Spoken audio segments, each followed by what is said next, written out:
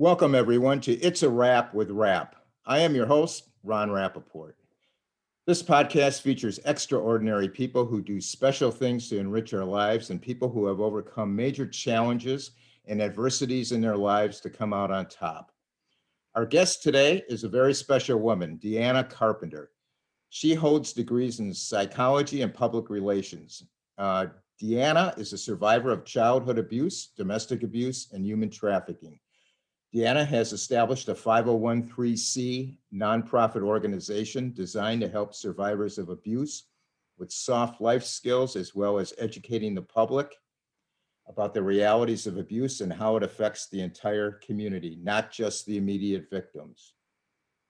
Deanna shares her message of transforming from a victim to a survivor to a thriver to inspire others never to give up on themselves. Deanna's proudest achievement is that she broke the chain of abuse. Deanna is the proud mother of a daughter and son who have grown into strong-minded, independent, and confident young adults who stand up for themselves and others. I have some statistics that I want to give the audience here from the CDC and U.S. Department of Human Services on abuse. It is estimated that at least 1 in 7 children in the United States has experienced child abuse and/or neglect in the past year. In 2018, about 16% of children who were abused experienced more than one kind of maltreatment. Boys and girls experienced similar rates of childhood abuse, 48.6% for the boys and 51% for the girls. Children younger than 1 year old are the most vulnerable to maltreatment, accounting for almost half of child fatalities from abuse in 2018. In 2018, 76% of child abuse perpetrators were a parent to their victim. In 2018, 62% of children placed in foster care were removed from their homes due to abusive neglect, totaling over 160,000 children. 1 in 6 women and 1 in 14 men have experienced domestic violence by a partner in their lifetime.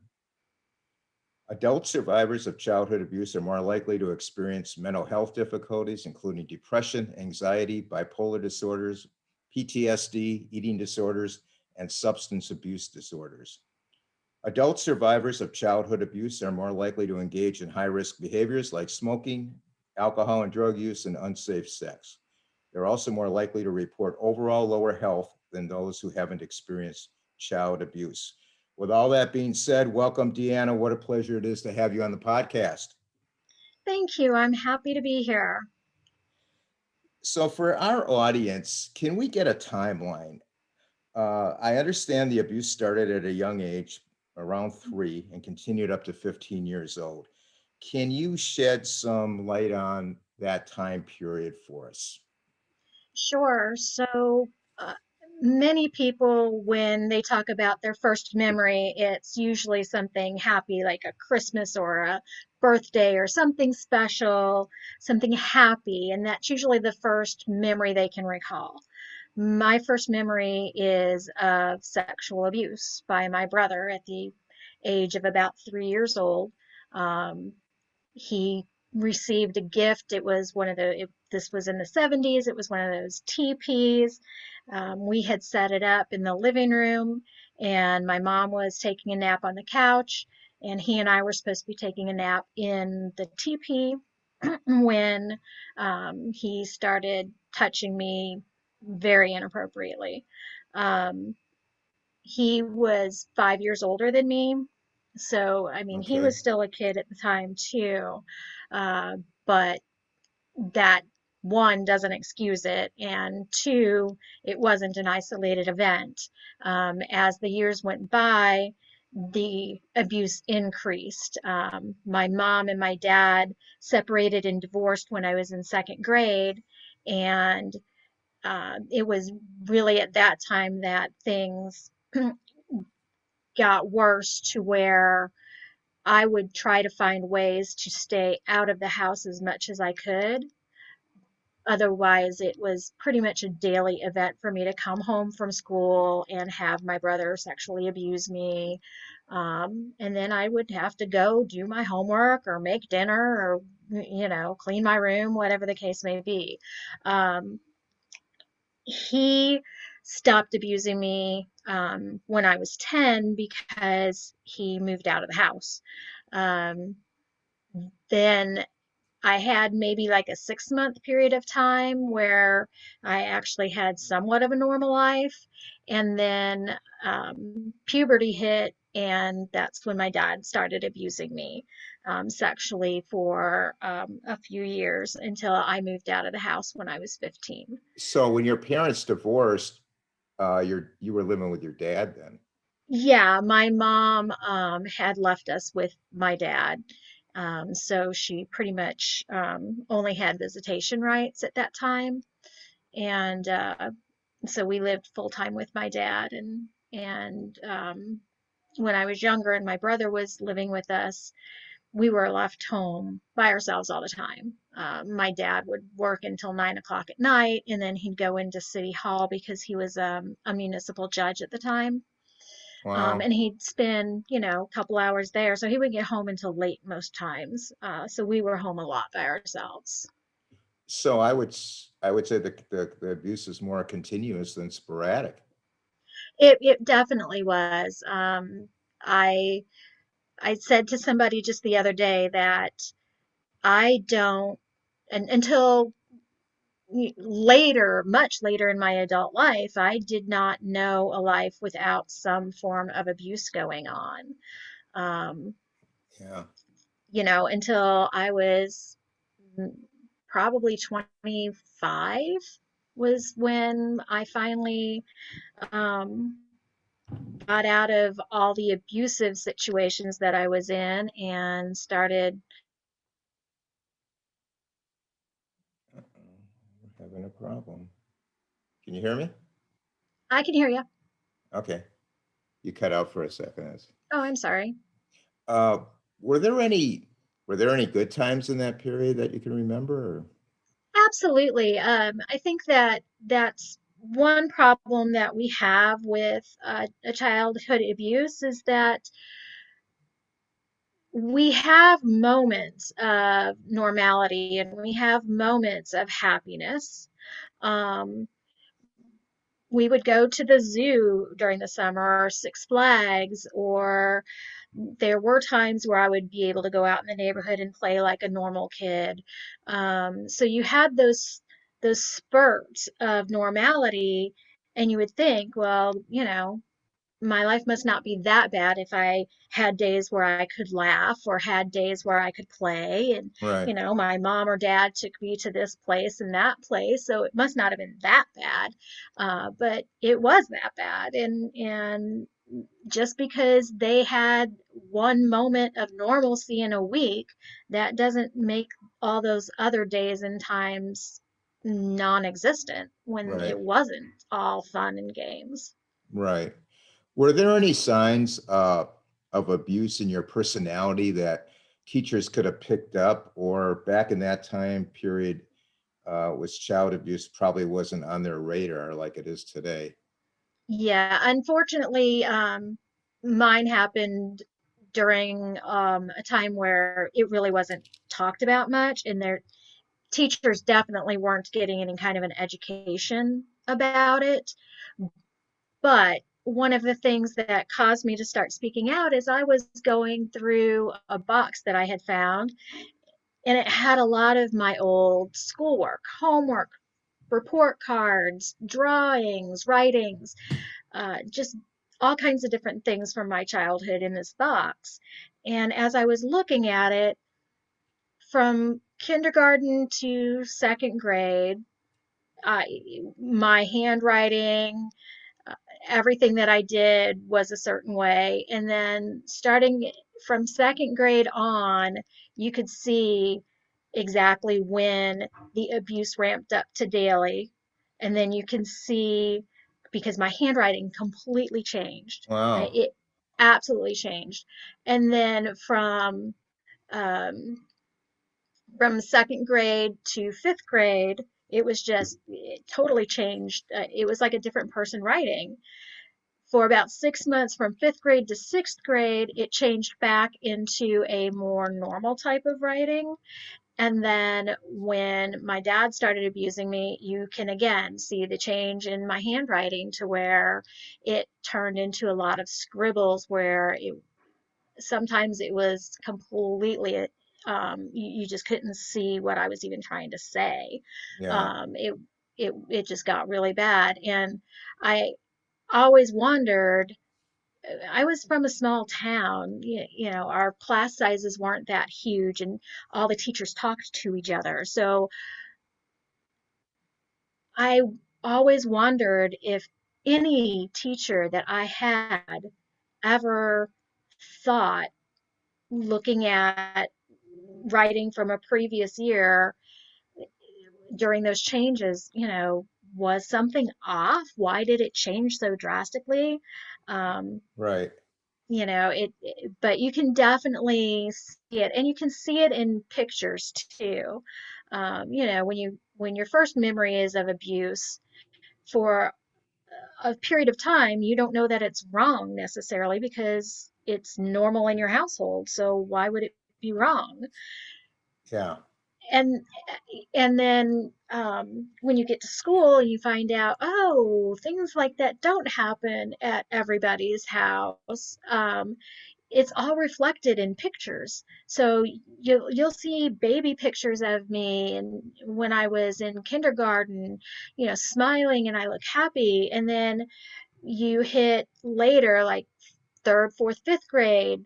And then again in seventh, especially in seventh and eighth grade, I found some pictures and you just see that my eyes are just, I look defeated sometimes when you Sure. see it in my eyes, and just like there's no connection to reality in them at all. It's just like an emptiness that's in them. And if I can see it now in a picture that's 30 years old or 40 years old, it's, didn't anybody notice those things? Like, Yeah. didn't You would teacher think. or a neighbor or somebody notice these differences in me?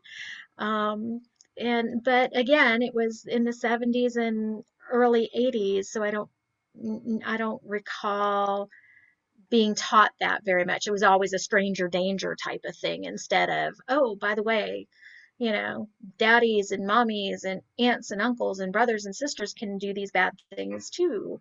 Um, Yeah. Did you we weren't taught that. did your abusers threaten you from reporting them, or did the fear of just the unknown at that early age just that never went in your mind? Like maybe I should tell somebody what's going on. Sure, with my brother, he definitely threatened, not I'll kill you because we were both pretty young when it started. Yeah. But it was if you say anything, I will hurt you, Yeah. type of thing, the kid that kids say. With my dad, he was a judge and he was a Sunday school teacher. Um, That's unbelievable. Yeah. and so, yeah, so I knew at at that time that if I tried to say anything, nobody would believe me. Yeah. Um, and I remember one time my mom had called CPS, Child Protective Services, on my dad, Yeah. because when we were younger, because he would never clean the house or anything. He was like, he should have been on the TV show Hoarders. And um, so my mom called CPS. CPS actually called my dad to set up an appointment to look at our house to make sure that it was clean. Give And them a little bit of so, breathing room there, huh? yeah, so he had like a week to clean up the house and make everything presentable. And so that, to me, that just reinforced the whole thing Sure. that I am not safe saying anything. He didn't even leave the room when she talked to us to ask us if we were okay and if everything was okay. She let him stay in the room Yeah. during the interview with us. It And was like so a that rigged just situation. reinforces Yeah. that thought. Yeah, it's like, oh, well, they're not that concerned about it, or they would have pulled me aside to talk to me. Right. Did you have any support from anyone, like a grandparent or anything like that?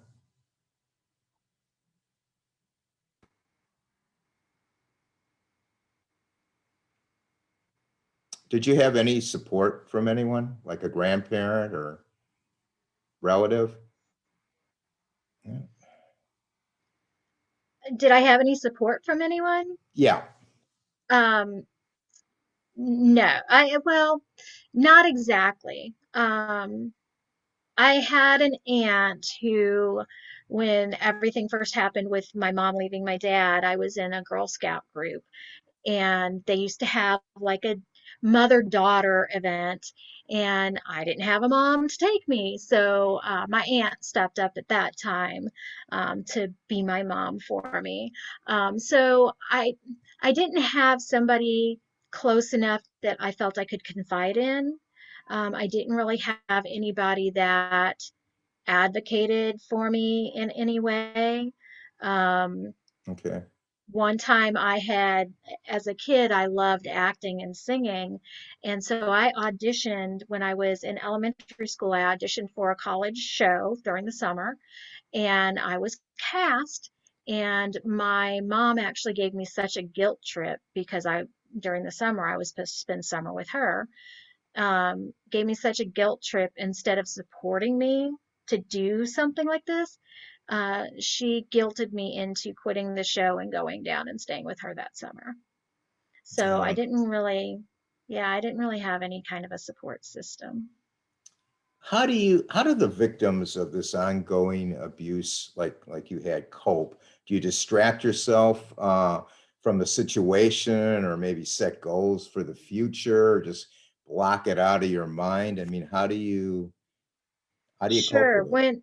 Well, I know, like when it's going on, when the physical abuse is actually happening, a lot of survivors, a lot of victims of abuse will disassociate. So it's kind of like a meditation almost, really. Uh-huh. If you want to look at a positive correlation to it, it's like we would meditate. We would go inside, at least I would. Not everybody. Everybody has different ways of handling things, but I would just go inside my own mind. This was happening to somebody else, and I would just go to a safe place in my own head. Now, this also causes a lot of problems because now I have chunks of my life that I have no recall.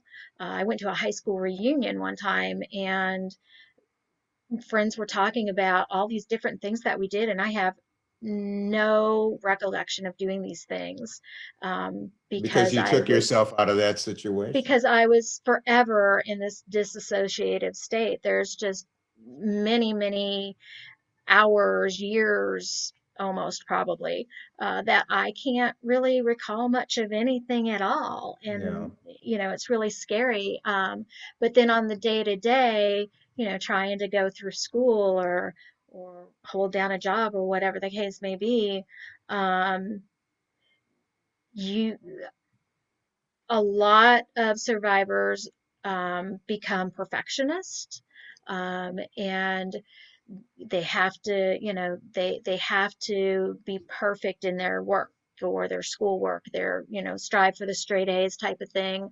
Um, when I was younger, I lost myself in books all the time. I read all the time. I had so many fines at different schools from forgetting to take my books back, Yeah, but I would lose myself in the stories sure. because that was my way to cope with everything that was going on. I just, did not live in a reality that was any kind of positive one. So I would read books all the time. Some people will use art, music, sports.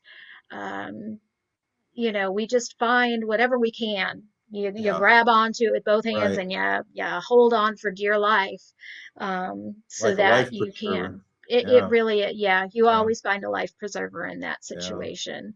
Did you tell your mom about what was going on?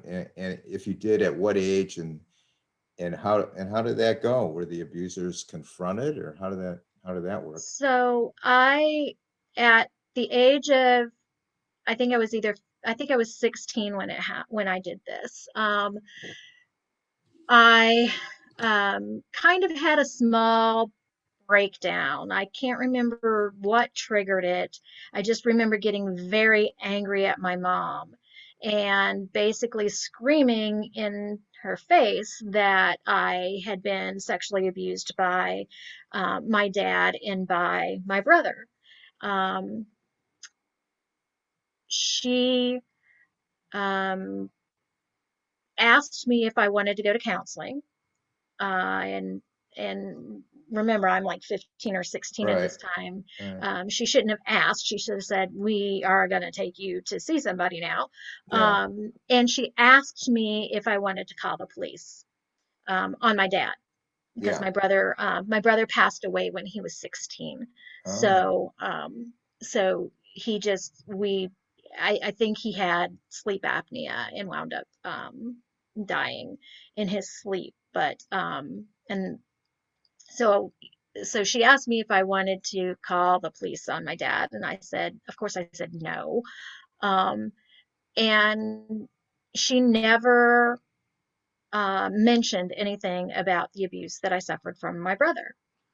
So that was at 15 or 16. When I had that reaction from her, I did not tell anyone again for quite a while after that. She and I really didn't talk about it after that. She did tell me one time that she did tell my dad that if he ever touched me again, she would kill him.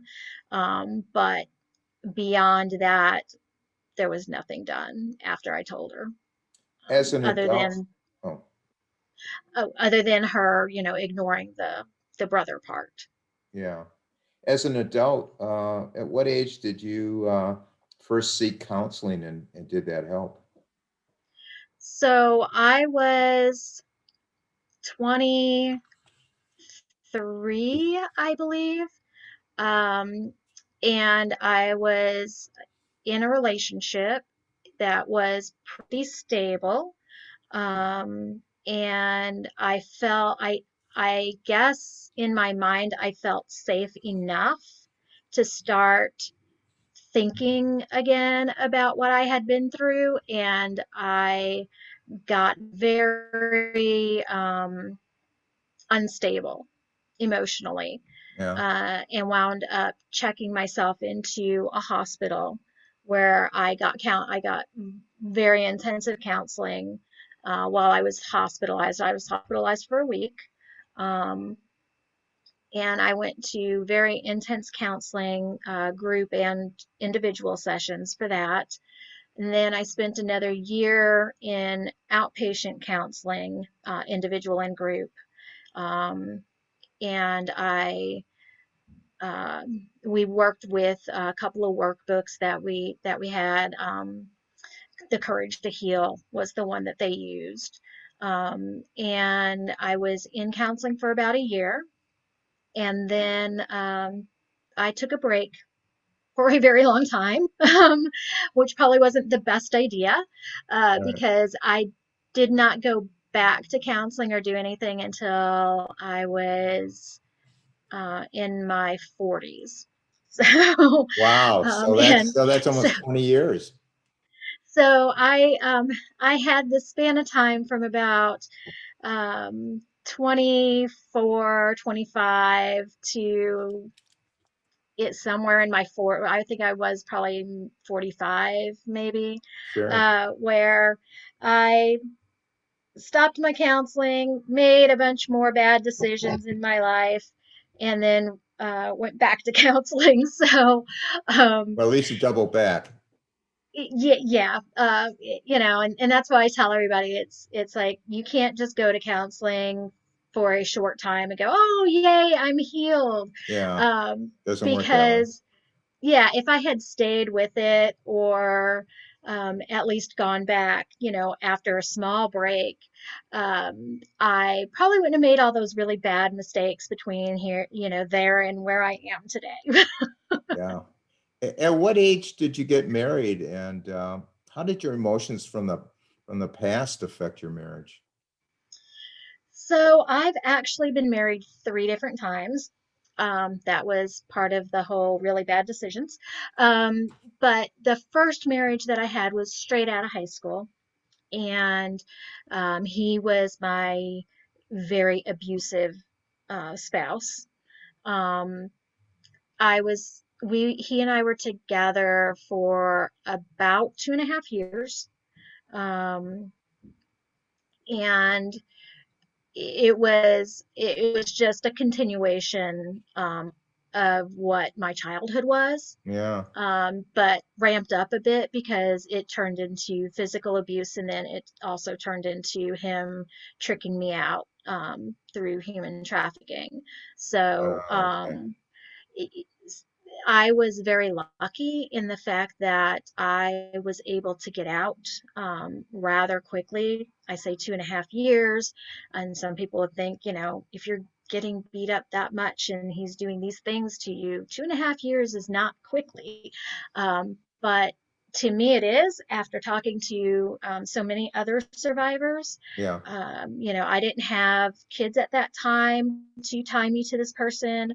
I had nothing to tie me to this person. So when I finally got it through my head that I needed to get out of this situation, that this was not what my life was supposed to be, I was able to pick up and run rather quickly, And that was and good. not have to try to find a way out with kids. So I was very lucky in that Yeah. situation.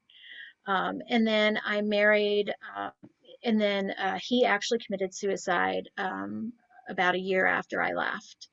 Um, and then my second husband, he was the guy who stayed by my side during my breakdown in counseling, and we parted amicably. I really wanted to be a mom, and he really did not want to be a dad. Right. And so we were together 5 years, and then my kid's dad, um, we were married 17 or 18 years, raised two great kids, Yeah. and but throughout those years, my past definitely negatively impacted my marriage.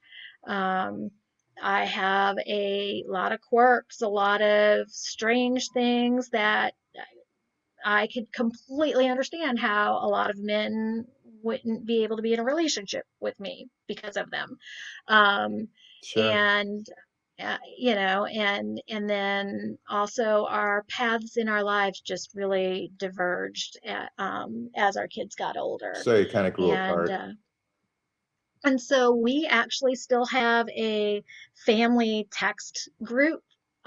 We still celebrate holidays together. When he found out that I was doing all of this, he has been very supportive about it.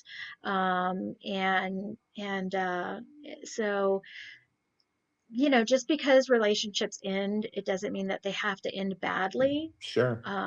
If you can both put push aside that hurt that's happened, Yeah. you can still find a way to at least be civil to each other, especially if there's kids involved. Yeah. Deanna, can you give those people in abusive relationships out there that are listening to this some advice on how to safely exit that kind of situation?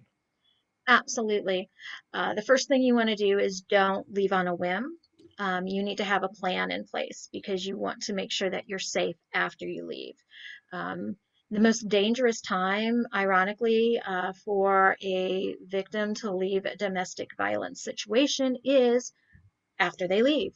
Um, there's unfortunately many murder victims. They're the ones who um, left the abusive situation and shortly after were murdered by their spouse or their partner because they left. And you don't leave domestic violence like that. So you have to have a plan. Um, and make sure that you have a safe place to go. Most cities now have some kind of a shelter. Even rural areas tend to have a shelter somewhere. Yeah. Um, if you can't find a shelter, do not go to a friend or a family member, because that's the first place that they will look for you. You want to contact the police and the fire department. Those two people will have places that you can go to be safe, and they can help you.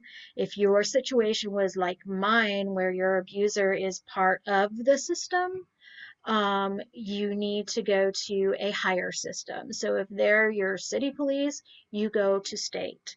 If they're state, you go higher. Um, you have to do it smart.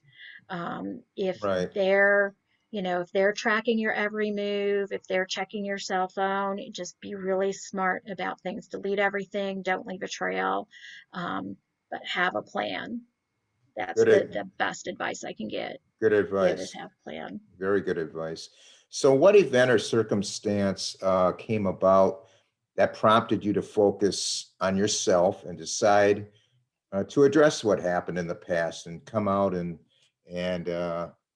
shine a spotlight on this whole thing? Sure. So it was a number of events that happened pretty quickly in succession. Um, I had been working two jobs for, I don't know, 10 years. And I've lost both of them because of COVID. Um, so that left me sitting at my apartment by myself, every other week, because my son goes back and forth between his dad and me still. Um, and I had a lot of time on my hand that I've not had really ever in my life, because I've always made sure I keep myself busy. Sure. There's never been a time that I haven't had at least one job and been in school or volunteering, or, I just always had a schedule that was so full, I had no time to focus on myself. And so COVID made me have time to Yeah, focus on like myself. all of us. And so that was about the time that I found the box and started going through the box. And then the other thing that happened was that I was on Facebook, and a second cousin that had come down when I was a little kid, before my mom and dad split up, and had spent a summer with us when she was a young teenager, reached out to me on Facebook, and we were chatting.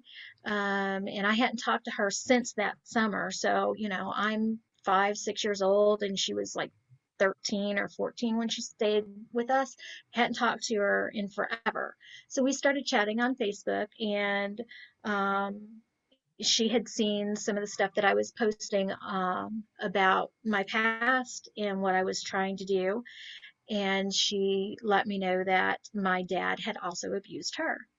Wow. So when that happened, that was kind of a kick in the gut, because I had always believed that I was the only one Yeah. that and so that really, I was, now I was beyond angry about my entire childhood. And so I found this group of survivors that we all wrote a small chapter of our lives and put it in a book together, and got it published on Kindle or on Amazon. And but those three things just, they all just kind of converged at the same time to hit me. And I think the universe just had a message for me, and I wasn't receiving the message. And so it decided to just popped me in the head hard and Yeah. had all This of is- this hit for me at one time, so that I would finally get the message that, hey, you've got some important stuff to share and you need to start sharing it. what suggestions do you have for other victims of any kind of abuse to purge themselves of the emotions they are carrying inside of them and to go from victim to survivor? I know I had read where you talked about a confrontation letter. Can you explain that to us? Absolutely. The first time that I did a confrontation letter was when I was in the hospital. And it's part of therapy that they do, where you write a letter to your abuser, basically confronting them in the letter, with your abuse, what they did to you, and how it has impacted your life even today. And then they have you read the letter out loud. And in my case, it was in a group setting. It was during one of our group therapy sessions. I sat in one chair. They put an empty chair in front of me to symbolize my abuser. And at that time, we were focusing on my dad. And I read this letter out loud to him. And that was probably the very first time I really let myself feel all those emotions that I had stuffed down in my body and in my mind for Yeah, my entire life. I got very angry and let a lot of it out. It got very loud in that room during I that bet. time. I bet. But it helped so much. And when all of this with COVID and me really searching again, I decided to write a letter to every single one of, all three of my abusers. And though two of them have passed away already, I found both of their grave sites. I mean, I knew where one was, he was my brother. Um, but I found both their grave sites, and I went and I actually recorded myself um, reading the letter out loud to their headstone, um, and just really let them know how I felt and how what they did impacted my life, and it still impacts my life, but now I'm choosing how it impacts my life. They're not. Yeah. So it felt so good to do that. I don't, I definitely don't advocate sending the letter to anyone, um, because that can put you in danger again. Yeah. But using the chair, the empty chair, um, or like I did if they've passed away, going to their grave. And because with my abusive husband, he committed suicide in a completely different state. I never went to a funeral. I never saw him in a casket. So without even realizing it, I was still looking over my shoulder this entire time. My Wow. entire life, I've been looking over my shoulder because I didn't see his body. I Yeah. wasn't there. I didn't see it. So even though I confirmed it with the detective, I still didn't believe it, I guess, deep down. So when I went to that cemetery and saw that grave and read that letter, it was one of the most powerful feelings I've ever felt. And for the first time, I felt truly safe from him. So that type of thing can really help purge all your emotions, but also give you some power back. Well, I know that survivorship becomes your power. Can you talk about that? Sure.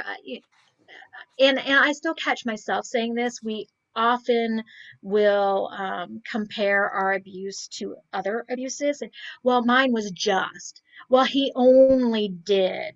It only happened once. We make all of these. We we like try to minimize it so much, Yeah. and and and we can't do that. But we also feel a strength because we can look at our past and we can see what we did survive, and one of the first things that happened to me when I started speaking out about it is people that have known me for a long time said, I never even knew any of this about you. um, and I'm like, well, yeah, that's because, survivors tend to be really good actors. We Yeah. can hide things really well. Sure. Um, but we have this strength that even we don't recognize sometimes. Because if you tell your story to one person, they are going to look at you and say, I cannot believe you survived that. I don't know if I could have handled that situation. And Yes. that's when you can realize, wow, I am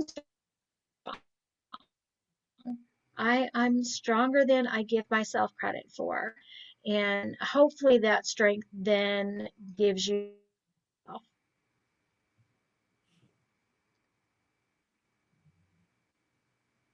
Did you seek any kind of justice from your abusers, or was justice just obtained in other ways?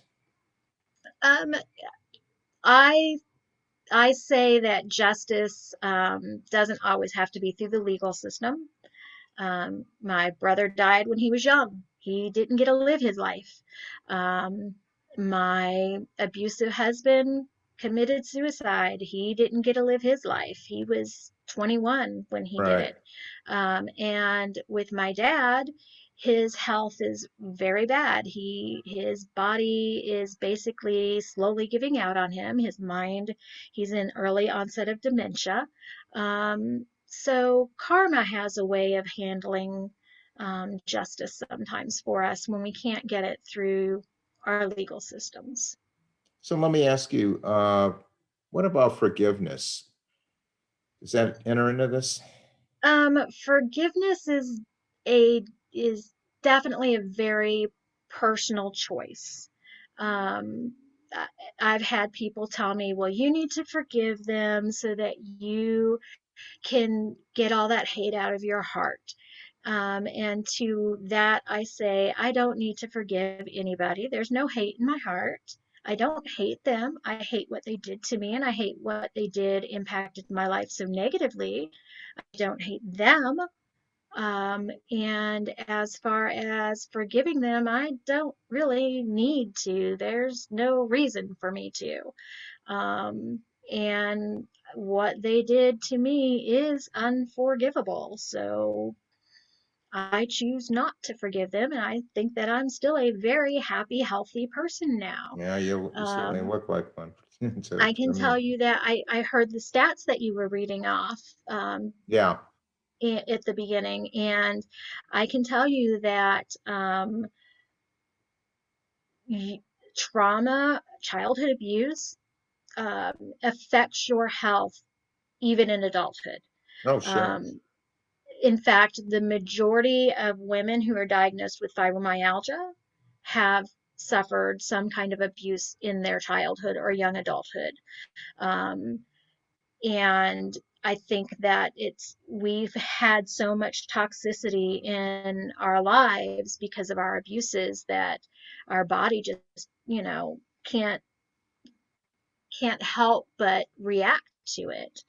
And I was actually diagnosed with fibromyalgia a few years ago, and it got so bad before all this happened that I was just miserable. I couldn't do anything but go to work and come home and go to bed. I just was hurting every single day. Since I started speaking out and working with my doctor as well, we found a combination of drugs and the speaking out and really getting rid of so much of the emotion that I held inside myself has helped so much with the pain that I was in. I would say that it that all of this therapy and my self therapy that I'm doing now, it didn't just help my mind; it's helped my body and my soul too. Well, you just answered my next question. It was about, can you talk a little bit about the medical and physical collateral damage? But Yeah, you just did. it can be devastating, and depending on what abuse has been suffered, I was a lucky one in the fact that the abuse didn't leave me physically unable to have kids or Yeah. any other, and even with the domestic abuse, I don't have like lasting scars that people can see. Yeah, Um, which is good. all of my stuff is inner Internal. scars, inner Yeah, bruises. But yeah, there's people who have been abused so badly that they have physical scars or, are unable to have children. sure. It just affects everything. Deanna, what are some of the biggest mistakes abused people make about their situation? With the childhood abuse, it's that belief that you're the only one. Um, Nobody will believe you. Um, or that you're better off with the abuser than not with the abuser. Um, with domestic violence, domestic abuse, oh, they're going to change. They promised me they'd never do it again. He only does it when he's drunk. Um, these are all things that we tell ourselves to get by, and they're lies. They're not going to change. They're not going to get better. They don't just do it when they're drunk, because eventually they're either going to stay drunk 24/7 or you're going to get hit 24/7 even when they're sober, because they see that they can get away with it. And then buying into all the stuff that they say to us: you're ugly, you can't do any better than me, you'll never be able to make it on your own, you're stupid. All of those things are so untrue. We are so strong and you can make it on your own. And there are people that will believe you. If you tell one person and they don't believe you, you keep telling somebody, you just keep talking. Tell everybody until somebody believes you, because somebody will believe you. And if you can't find somebody to believe you, I'll believe you. So just reach out to me. Right, right. Let's talk about your 501c3 nonprofit agency. Uh, I believe it's called Emerging from the Dark. It Mhm. seems that you have lived in the dark most of your life. Tell us what prompted you to start it, and are you getting a lot of support for it? I'm still in the process of getting it all set up, but I have gotten quite a bit of support for it. My goal is, we have a lot of counseling out there. We have a lot of shelters out there. Um, we even have, uh, work programs to help survivors that maybe don't have any work skills. But what we don't have is somebody to teach those soft life skills that you learned as a kid. I learned as a kid that I can't trust anybody. Um, but when you're out there in the real world and you're working, you have to have good communication skills. Um, Survivors don't have good communication skills. If something's bothering us, we're not going to say anything. If we don't know something, we're going to lie and say we do, because we don't want to get into trouble. So all of those um, good skills that people are supposed to learn as they grow up to be able to be a productive member of society, we didn't learn. And so I want to be able to have programs for survivors teaching them the communication skills that they need. Um, what is an actual good, healthy relationship? Yeah, Um, and parenting skills, because we sure didn't have the best role models if we are coming from an abusive sure. situation. Um, just those really big soft skills that you have to succeed. And then on top of that, I want to continue to do what I'm doing now, which is advocating and really educating the communities about abuse. People ha- I People still have it in their heads that, oh, it doesn't happen in these neighborhoods, or it doesn't happen with these families, Right. and it happens everywhere. Yeah, And it happens to boys, it happens to girls, it happens to, um, it can happen to anyone. And I, I know that teachers and people who work with kids all the time are getting an education, but they're usually getting an education from the quote unquote professionals. Well, that's well and good Yeah, for certain things. But you really need to get an education from somebody who has survived it that can tell you those things to look for that professionals may not be able to because they didn't live it. sure. And I was going to ask you, what do you think you'll be doing eventually some outreach programs to parents, teacher groups, church groups, and even kids regarding the issue in the form of an advocacy group along with other willing survivors, like maybe Twitter or Facebook, or meeting other survivors, that kind of thing? Absolutely.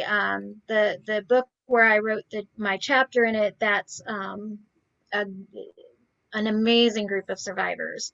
Um, and it was such a pleasure to work with them in getting that book done. So it's called the Survivor Memoirs. It's on Amazon, and it's 17 women and men sat down and wrote part of their story. It's definitely not our full story because we only had 4,500 words per person. So, but Limit it. it's a Yeah, good chunk. right. Yeah, it's still a good chunk of our story that we're able to tell, and not only share what happened to us during our abuse, but also how it's impacted us and how we've been able to get on a path of healing. So I absolutely love working with other survivors to Oh get yeah, word out there and to get the public educated. I would love to get into schools and talk to not only the students, but the teachers and the sure. parents. And I will talk to anybody and everybody who will listen. And if I can lock you in a room with me because you won't listen, I'll talk to you then. What are you most excited about going forward with your life? I'm getting ready to start a new chapter in my life. My youngest goes off to college in August, so I have a 21-year-old that's already been out the door for a couple of years. And now my son, who just turned 18, is going to be off to college, so I'll be an empty nester. Uh-huh. And for the first time in my life, I'll be completely on my own. I've never lived on my own before.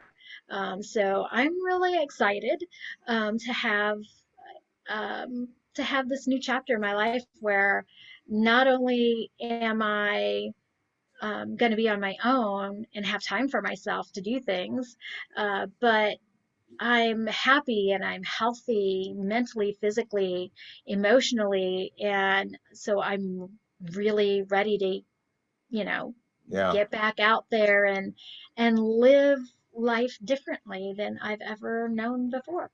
I'm glad you're in a good place. Deanna, how can people contact you? So I have a website. It's emergingfromthedark.com. I'm on Facebook and Twitter and Instagram, all of those under Emerging from the Dark.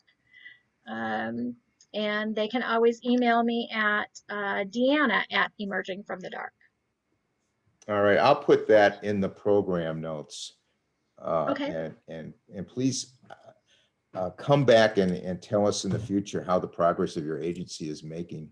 I think that'd be absolutely. a great I would love podcast. to. I think you're very strong. You're very courageous from emerging from the dark about your situation and putting a spotlight on the problem, which does not get the attention it deserves.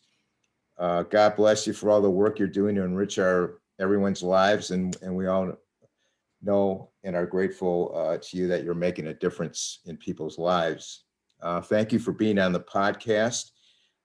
I want to let everybody know out there that we just started a new Facebook page. It's a Wrap with Rap, and please post any comments, questions, or suggestions for the podcast that you have on it.